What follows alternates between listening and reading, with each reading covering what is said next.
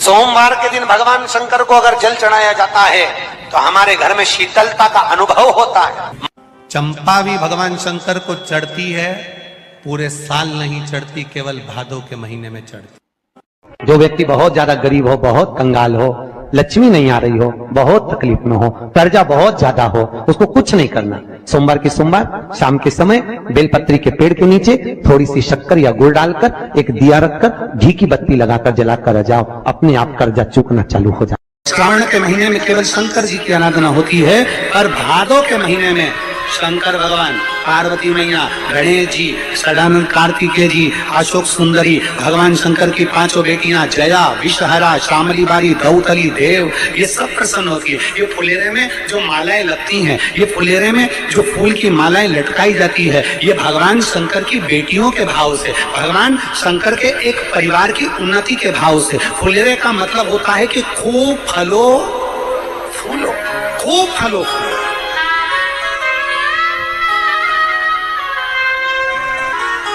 जितना आनंद ले सकते हो उतना जीवन का आनंद प्रयास करना। दूध अगर प्राप्त हो जाए, के पत्ते से दूध कटोरी में लेकर मात्र बेलपत्री के पत्रे से एक एक बूंद, अगर दूध आप एक बूंद अगर ज्यादा ना मिला हो, एक चम्मच भी अगर आपको दूध देसी गाय का मिल गया हो, बेलपत्री के पत्ते से तुम्हारे घर के अंदर अगर शिवलिंग है या मंदिर में शिवलिंग है या तुम्हारे नजदीक में कोई शिवलिंग है, उस पर बूंद बूंद एक एक बूंद अगर शिवलिंग पर दूध समर्पित कर रहे हो, श्री शिवाय नमस्तुभ्यम, नमः शिवाय या षडाक्षर मंत्र ओम नमः शिवाय या 33 अक्षर का मंत्र महामृत्युंजय मंत्र, इसका स्मरण कर कर शिव जी पर देसी गाय का दूध समर्पित कर कर इस बेलपत्री को अशोक सुंदरी वाली जगह पर अगर आप समर्पित कर देते हैं, फिर आप जिस भी चीज के लिए अप्लाई करें, मेरा देवाधिदेव महादेव आपका हाथ पकड़कर खींचकर आगे बढ़ा ही दे।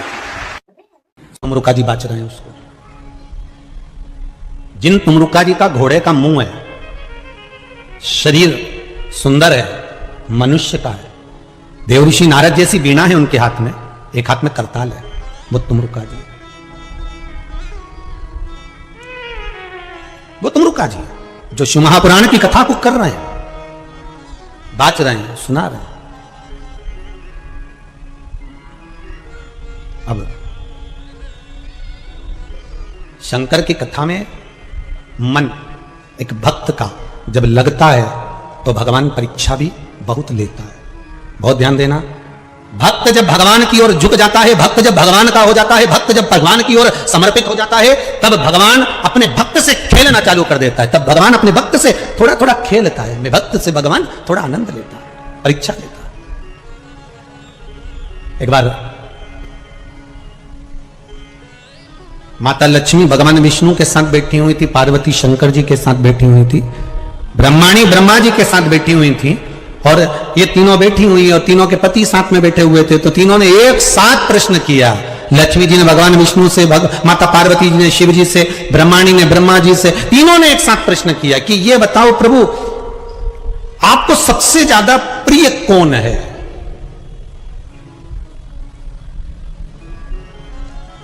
और प्रभु ये भी बता दीजिए कि आपसे बड़ा कौन है?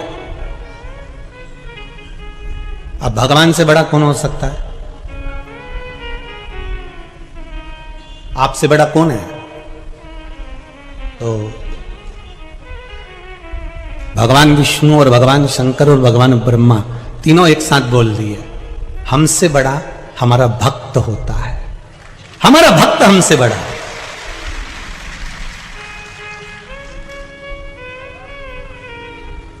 वो हमसे बड़ा है। इसीलिए शायद कहते होंगे कि भगत के वश में, इसीलिए कहते होंगे श्री शिवाय नमस्तुभ्यम कर चिपका कर देखिए, एक बार अपने द्वार पर अपनी चौखट पर लिख कर देखिए, घर का वाइब्रेशन क्या कहता है। 6 महीने अंदाजा लगाना, पर्चे पर लिखना, इतनी तारीख को चिपकाया था, मेरा आज 6 महीने के अंदर कितने शुभ कार्य हुए हैं, कितने मंगल कार्य हुए, मेरे घर की आवक बढ़ी कि नहीं बढ़ी, मेरा वैभव बढ़ा कि नहीं बढ़ा, मेरा घर में शांति बढ़ी कि नहीं बढ़ी। उस श्री शिवाय नमस्तुभ्यम बोलने वाले का मुख का दर्द। क्यों, किस लिए लिखना? क्योंकि तुम्हारे दरवाजे पर जो आएगा, दरवाजे पर पहले पड़ेगा, उसके दरवाजा खोलते से उसके मुख का तुम दर्शन करोगे तो तुम्हारा कल्याण अपने आप होना प्रारंभ हो जाएगा। आपके दरवाजे पर श्री शिवाय नमस्तुभ्यम लिखा है, किसी ने दरवाजा बजाया, बेल बजाई, घंटी बजाई और आपके दरवाजे पर आकर खड़ा हुआ, उसने सबसे पहले क्या पढ़ा? बोलो जम के। सबसे पहले पढ़ा उसने श्री शिवाय नमस्तुभ्यम। उसका पढ़ते सी उसके मुख का दरवाजा खोलते सी दर्शन करोगे, अपना कल्याण हो रहा है, अपना स्वयं का कल्याण। स्कंद पुराण कहती है, जिस व्यक्ति पर कर्जा बहुत ज्यादा मात्रा में हो जाता है और कर्जा चूकता नहीं है, आप बहुत प्रयास कर लिए, करोड़ों रुपए का कर्जा हो गया, यहां से लिया वहां दिया, वहां से उठाया वहां दिया, वहां से उठाया वहां दिया, तो निवेदन है कभी मौका लगे कर्जा मुक्ति के लिए सारे वृक्षों में अगर कोई श्रेष्ठ वृक्ष माना गया है तो वो बट का वृक्ष माना गया महाराज। इसलिए प्रशासनिक कार्य के लिए, मानसिक टेंशन में, परेशानियों में बटकेश्वर महादेव का स्मरण किया जाता है। और यदि निवेदन करूंगा बहुत ज्यादा, यदि आपको कर्जा हो गया, बहुत ज्यादा कर्जा हो गया और वो कर्जा चूक ही नहीं रहा, तो थोड़े दिन बड़ के पेड़ के नीचे आप बटकेश्वर महादेव के लिए 1 लोटा पानी, उसमें थोड़ा सा पिसा हुआ चावल पीस के गला लेना, चावल को और पीस लेना, पीस के उस पानी में मिला लेना और मिलाकर उसमें थोड़ी सी हल्दी पीसी हुई डालकर बटकेश्वर महादेव के नाम से बड़ के पेड़ के नीचे अपनी कामना कर जो कर्जा हुआ है उस कर्जे का भान देते हुए, स्मरण देते हुए छोड़ दीजिए। महाराज 2 या 3 सोमवार एक ही जगह पर करना, 3 सोमवार बाद वहीं से बड़ के पेड़ की थोड़ी सी जड़ उठा लाना और उस जड़ को एक कोई धागे में बांधकर या तो अपनी गले में डाल लो या अपनी जेब में पटक लो, उसको थोड़े दिन पटक कर रखना, लगभग 2 से 3 महीना पटक कर रखो। वो जड़ जैसे बड़ का पेड़ विस्तार होता है, पानी गिरे ना गिरे, जल वृष्टि हो ना हो, गर्मी पड़े ना पड़े, उसको कोई फर्क नहीं पड़ता, बड़ का वृक्ष आप रूप फैलता जाता है, उसकी जड़ें अपने आप प्रबल होती है। उसी तरह ये बटकेश्वर महादेव कहीं से भी अगर जड़ आपके पास में रखी है 1 महीना, 2 महीना, 3 महीना तक, तो ये जड़ अपने आप लक्ष्मी को पकड़कर खींच कर लाती है और कर्जे से मुक्त कर दे। बटकेश्वर महादेव का स्मरण सुख का देना होगा। महाराज ऐसा कोई कार्य नहीं जिसमें पशुपति व्रत लाख ना करो, बस दिल से अगर आपने पशुपति व्रत करा है, बाबा विश्वनाथ के 5 पशुपति व्रत होते हैं, किसी भी सोमवार से चालू कर सकते हैं। बस करना क्या है, सुबह पूजन की थाली लगाकर लेकर जाना है, शंकर भगवान के शिवलिंग की पूजन करना है, मंदिर में अभिषेक पूजन करो, वो थाली वापिस लेकर आ जाओ, घर में रख दो। उसी थाली में शाम के समय प्रदोष काल में सूर्य डूब रहा हो, उसके कुछ ही समय के बाद आप आनंद में 6 दिए घर से लेकर जाओ, थोड़ा सा मीठा बनाकर लेकर जाओ और 5 दिए शंकर जी के मंदिर में लगाओ। पूजन करने के बाद में मीठे के 3 हिस्से कर दो, 2 हिस्से बाबा के मंदिर में अलग अलग रखिए, एक ही प्लेट में 2 हिस्से नहीं रखना, दोनों हिस्सों को अलग अलग कटोरी में, अलग अलग दोने में, अलग अलग प्लेट में बाबा को रख दो और एक हिस्सा, एक दिया लेकर आ जाइए। घर के दरवाजे में प्रवेश करते समय राइट भाग में एक दिया घी का लगा दीजिए, जो लेकर आए मंदिर से, उसको जला के नहीं लाना है, वहीं पर जलाना। दरवाजे के पास आराम से बैठो, दिया जलाओ और प्रसाद लेकर अपनी कामना कर घर के अंदर सीधा पांव रखकर अंदर चले जाओ। सवेरे फरियाल करो, शाम को भोजन करो। जब भोजन करो उस समय पर जो मीठे का आपने भोग लगाया था भोलेनाथ जी को, जिसका एक हिस्सा लेकर आए हो, सबसे पहले भोजन में वो हिस्सा खा। प्रसाद का जो हिस्सा लेकर आए हो उसमें से किसी को वो हिस्से में से प्रसाद नहीं देना, चाहे घर में बच्चे हो चाहे बड़े में। आपको ज्यादा प्रसाद ले जाना तो अलग से ले जाओ, पर उस हिस्से में से किसी को प्रसाद ना देना। और वो प्रसाद पहले पाकर फिर आप भोजन प्रसादी ग्रहण करें। पर इसका नियम यह है कि प्रसाद जब आप लेकर आते हैं, आपको पहले भी कथा में कहा कि शंकर का प्रसाद रात भर नहीं रखा था। जितनी जल्दी आप प्रसाद का हिस्सा लेकर आए हैं, आधे घंटे के अंदर, पौन घंटे के अंदर आपको वो प्रसाद पाना है और भोजन करना ही है। ये नहीं कि सब आएंगे, इंतजार कर रहे हो, 10 बज गई, 11 बज गई, प्रसाद आपका इंतजार कर रहा है।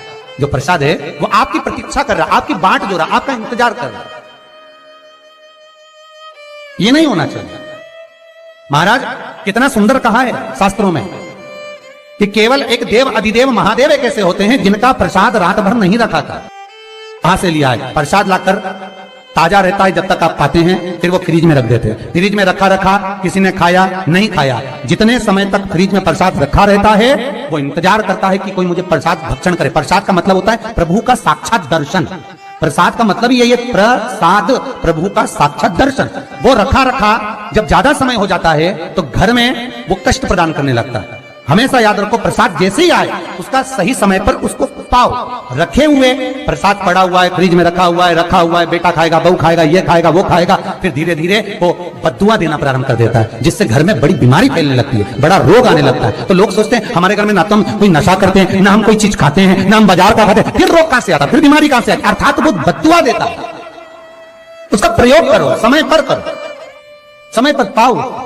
कई लोग कहते हैं महाराज जी हमारे ये बीमारी कहां से आ गई? जरा पत्रिका में तो कोई बीमारी नहीं दिख रही। हमने तो सबसे पूछा ये बीमारी का योग ही नहीं है, फिर बीमारी कहां से आई? ना तो हम कोई व्यसन करते, ना कोई मद्यपान करते, ना कोई मांसाहार, फिर ये बीमारी कहां? उसका कारण है कि तुम उस प्रसाद का लाकर महीनों तक पड़ा हुआ है, इंतजार कर रहे हो, खाएंगे खाएंगे, आखिरी में फिर वो काम वाली को दे दिया। काम वाली इतनी चतुर आज के जमाने की, बासी माल खाएंगे, अटक गई। कौन का पड़ा? वो बद्दुआ। जितना आपको पाना है, जितना आपको लेना है, उतना प्रयोग करो। ज्यादा रखकर बहुत दिनों तक पड़ा है, खोर रखी है, मोहन थाल रखा है, लड्डू रखा है, पेड़ा रखा है, कुछ सामान रखा, नहीं भाई, जितना बने उतना लाओ, नहीं तो किसी को तुरंत बांट दो, समापन करो। पर अपने यहाँ पर बहुत दिन तक रखकर उसका बाबा स्वयं, मेरा श्री जी बाबा, मेरा तिरुपति बाबा, मेरा गोवर्धननाथ, मेरा भोलेनाथ, उस प्रसाद के रूप में तुम्हारे घर में कितने दिन इंतजार करे कि मैं तेरे भीतर प्रवेश करूं, पर तू कराए नहीं, पड़ा है, रखा रहने दो, मन नहीं करता। शक्तियों जैसा कर्म मत करो जिससे हमें कष्ट मिले। कई लोग कहते हैं हमने पशुपति व्रत करा, हमारा बहुत काम हुआ। कई लोग कहते हैं हमने करा पर हमको अभी तक, उसका कारण है कि तुम बहुत देर तक प्रसाद को इंतजार करा रहे हो। तो बाबा भी आपको इंतजार करा रहा है, मेरा विश्वनाथ भी इंतजार कर रहा है। उस समय अवधि का भान होना चाहिए।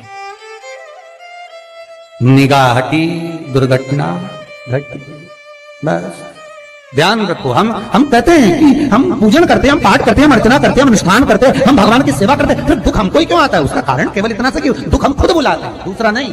हम स्वतः पशुपति व्रत 5 व्रत करो। 5 व्रत पूर्ण होने पर कई माताएं कहती है कि बीच में हमारे व्रत छूट जाते हैं रजस्वला धर्म के समय पर, तो व्रत तो करना पड़ेगा पर पूजन नहीं होगी और वो गिनती में भी नहीं आएगा। पर व्रत करना है पर गिनती में नहीं आएगा। मारा पूजन भले मत करो, 7 दिन बाद आप जो व्रत करें वो अपने ऊपर है, पर गिनती में नहीं आएगा। व्रत करना पड़ेगा। गिनती में तब आएगा जब दरवाजे पर आप दिया लगाएंगे, जितने दिया आपने लगाए उसी गिनती में आएगा। और महाराज 5 व्रत जब पूर्ण हो जाएं, 5वां व्रत रहे, तब एक नरियल श्रीफल, उस पर एक मोली नाड़ा लच्छा लपेट कर, उस पर 11 रुपए रखकर, कोई आपको किसी को ना भोजन कराना है ना भंडारा करना है, केवल मोली लच्छा लपेट कर 11 रुपए रखकर बाबा विश्वनाथ के सम्मुख में शंकर जी की वो जलाधारी जो गोल है माता जगत जननी का हस्तकमल, उसी पर रख देना है। विनती कर देना, बाबा मेरी ये कामना से मैंने ये व्रत किया। जो पशुपति व्रत स्कंद पुराण में, लिंग पुराण में, नर्मदा पुराण में, शिव महापुराण में, पद्म पुराण के अंदर वर्णन किया, वो व्रत मैंने किया। बाबा मेरे इस व्रत को स्वीकार करना, मेरी कामना पूर्ण करना। बाबा को झोली पसार कर प्रणाम करो और अपने घर को चल जाओ। बस यही 5 व्रत का विधान। पशुपति व्रत ऐसा कोई काम नहीं जो ना हो, बस दिल से अगर व्रत किया है तो बाबा मनोकामना पूर्ण तो करे ही। आप हमारे घर के, चाहे घर की धर्मपत्नी हो, चाहे भांजे हो, कोई प्रॉब्लम होती है मुझसे कह देते पशुपति व्रत कर लो, हो जाए। बस पशुपति व्रत में आपका भाव शुद्ध होना चाहिए। निर्मल चित्त निर्मल मन सो मोहि पावा, मोहि छल छिद्र कपट ना भावा। निर्मलता के भाव में भगवान मिल सकता। और फिर निवेदन करूंगा, 1 लोटा पानी चढ़ाओ ना चढ़ाओ, पर बाबा से दिल से आप मिलो तो एक बार, दिल से उससे कहो तो। शिव शंकर का पशुपति व्रत केवल संसारिक मनुष्य ही नहीं करता, ये पशुपति व्रत देवता भी करते। देवता शिव साधारण नहीं है महाराज, उसका स्मरण मात्र।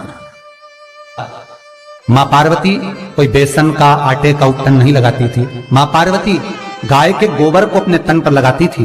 उस गोबर का उपटन जो निकाला गया, उससे एक पुतला तैयार करा जिसको गणेश जी कहा गया। इसलिए हमारे हिंदू धर्म में लोग कहते हैं गोबर गणेश। माता पार्वती ने अपने तन पर से जो उपटन निकाला था, वो गाय का जो गोबर मां पार्वती अपने तन पर लगाती थी, उस गोबर से जो उपटन बना, उस उपटन का गणेश निर्माण हुआ। वही गोबर गणेश कहलाता। शादी ब्याह में आज भी गोबर गणेश को पूजा जाता है। शंकर को आधा चावल का दाना नहीं चढ़ता, आपको मालूम होगा। शंकर को आधा चावल का दाना नहीं चढ़ता। शंकर को कूटा हुआ नारियल नहीं चढ़ता। शंकर को खंडित बेलपत्र नहीं चढ़ती। शंकर को टूटा हुआ फल नहीं चढ़ता। शंकर को अगर किसी ने एक केले के 2 टुकड़े कर चढ़ा दिए तो वो चढ़ेगा नहीं। शंकर को अगर एक सेब में से 2 टुकड़े करके चढ़ा दिए चढ़ेगा नहीं। शंकर को नारियल फोड़ कर चढ़ा दिया वो चढ़ेगा नहीं। शंकर को बेलपत्र खंडी चढ़ा दी चढ़ेगी नहीं। शंकर को टूटा हुआ चावल चढ़ाया चढ़ेगा नहीं। अर्थात शिव महापुराण की कथा कहती है कि शंकर को आधा चाहिए ही नहीं, शिव को पूर्ण समर्पण चाहिए, तब शंकर प्रसन्न होगा। शिव जब प्रसन्न होगा जब आपकी पूर्णता रहेगी। इसलिए चावल का दाना भी आखा, श्रीफल भी आखा, फल भी आखा, केला भी आखा। जो तुम दे रहे हो भगवान को भले मत दो, पर जो देना है वो आखा ही देना।